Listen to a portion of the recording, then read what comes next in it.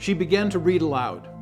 We stood, my daughter and I, inside the Lincoln Memorial in 1999. Etched to the right of the president's statue, Chelsea read from Lincoln's second inaugural address. The boisterous noise of others around subsided to silence as this 12-year-old recited the heart-rending words from a leader whose nation had been wounded by the Civil War. Perhaps the audience was suddenly quiet out of respect for a young woman's voice emboldened to repeat a historical text. But I would like to think that the words themselves brought solemnity to the moment.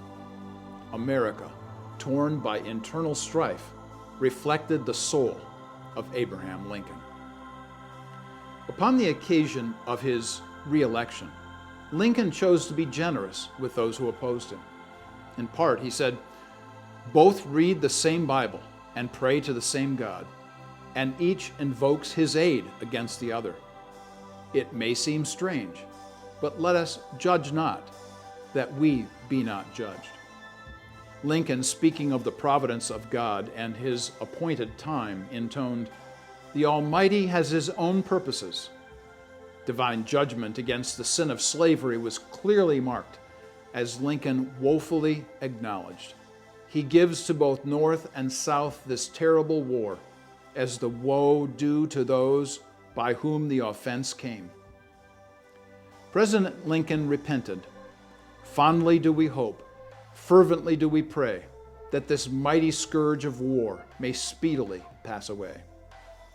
Most importantly, Lincoln offered reconciliation, as he concluded, "With malice toward none, with charity for all, with firmness in the right, as God gives us to see the right. Let us strive on to finish the work that we are in, to bind up the nation's wounds." Recalling Lincoln's second inaugural address reminds us of what is most important on Memorial Day weekend: national reconciliation.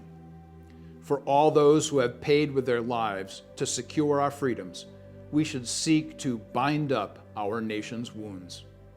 For Truth and Two, this is Dr. Mark Eckel, personally grateful to live in the United States of America.